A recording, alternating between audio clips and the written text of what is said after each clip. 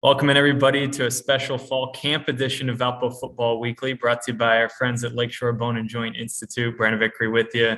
Glad to be joined by the head coach of the Valpo football program, Landon Fox. So, Coach, it's an exciting time of year when we're talking in this setting again. I know our fans and everyone out there is excited about the start of the season right around the corner.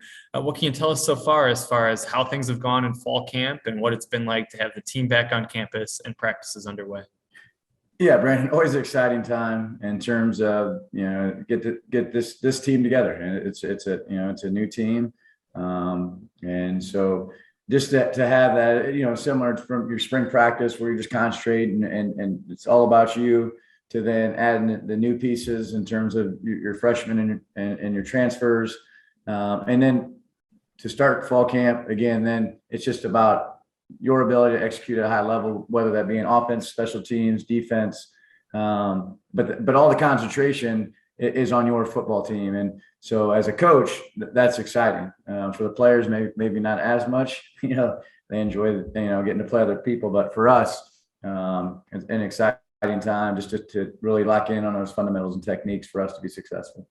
Recently, the PFL released preseason all-conference selections. There were 3 named to the preseason all-PFL team: Aaron Bird, Brian Bartholomew, and Chuck Maxwell, and also 9 total on Phil Steele's preseason all-PFL team. Just what's it like to see some preseason recognition for your players?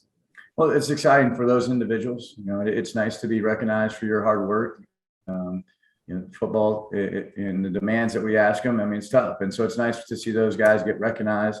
But the one thing that we're excited about and where we're at as a program, we've continued to, in my opinion, elevate the talent level on our team. And that shows in some of the honors that we have.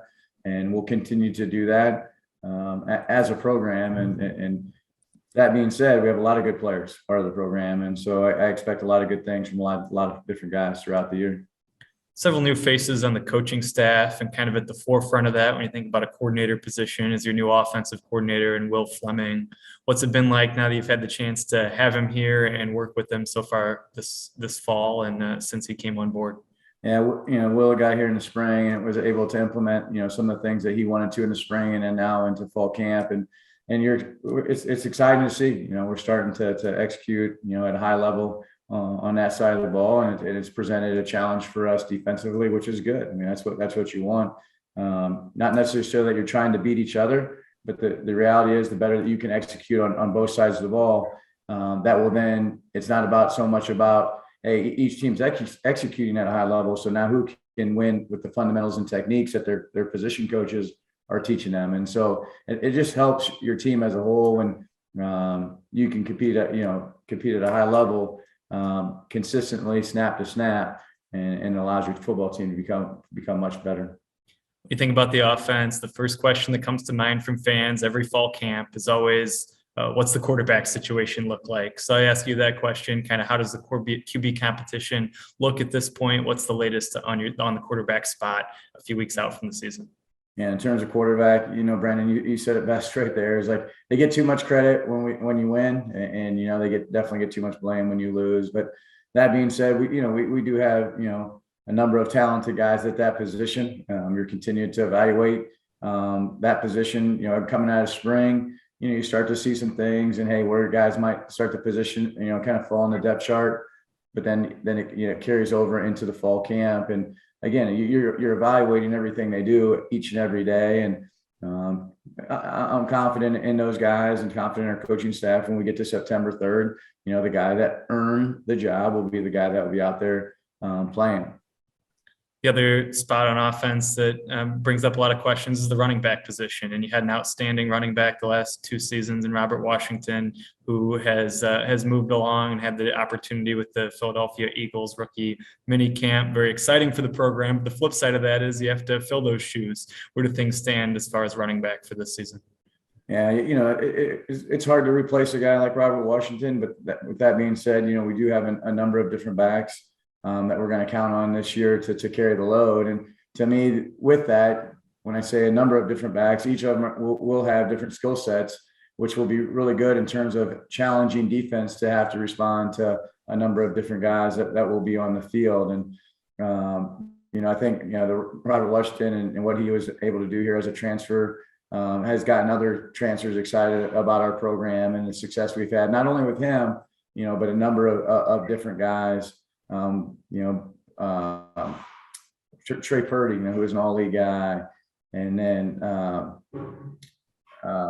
Neisner. Gosh, I was blanking there, but Ben Neisner, an all-league special teams, PFL Player of the Year. So like we've had guys, a number of different guys that were able to transfer and really come in here and been able to produce. But we're excited. We have a very talented group of running backs, and we're excited to see how they can do this year. I asked you a few offensive questions. Let's talk about the defensive side of the ball overall. What are your impressions of your defensive unit at this point? Yeah, I think anything, obviously the more talent you have out there, the better opportunity you do have to be, a solid defense. But with that being said, on defense, it's really a mentality.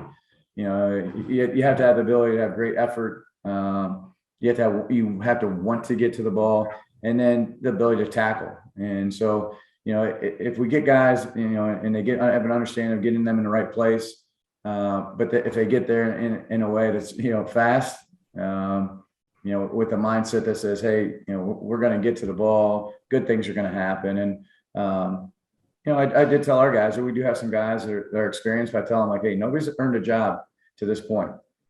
Some guys there may be a pecking order and some of that, but we're continuing to evaluate each and every day. Which is good, because the competition is going to allow us to continue to improve, no matter if you're a starter or the third string. Finally, let's look ahead to your non-conference schedule, home against Indiana Wesleyan, and then trips to Illinois State and Dartmouth. As you look ahead to the non-conference, what are your thoughts on the schedule that you've put together for this season? Yeah, very challenging, in terms of Indiana Wesleyan was a team that, probably had a realistic chance to win the NAIA National Championship. And so they'll come in here with an experienced group. And I would hope, after what happened a year ago, that it wasn't our best performance, that our guys will be ready to play. Now, that being said, talk's cheap, words are cheap. It's action. And so we're going to have to go out there and play at a high level to beat a team that's going to execute well. And it's not like they'll be ready to play as well. And then a Dartmouth team that's won the Ivy League 3 years in a row. So, and again, another challenging opponent for us, and especially because they'll be ready. They're going to be ready for us. We had to, ball in the fourth quarter to go down and take the lead later in the game. So their coaches won't have to say a whole lot. They'll be prepared. They'll know that, hey, they're going to be in for a game. And then Illinois State, out of the Missouri Valley, a very talented team, So it'll be a very good test for us in a non-conference, which I think is a good thing, because it will allow us to create an opportunity to see where we're at going into league play. There he is, the head coach of the Valpo football program, Landon Fox. It's that time of year. The excitement is here. The team's in camp, and the season's right around the corner. We'll talk to you again in a few weeks as we get you ready for the season opener on Valpo Football Weekly. And it's brought to you by our friends at Lakeshore Bone and Joint Institute.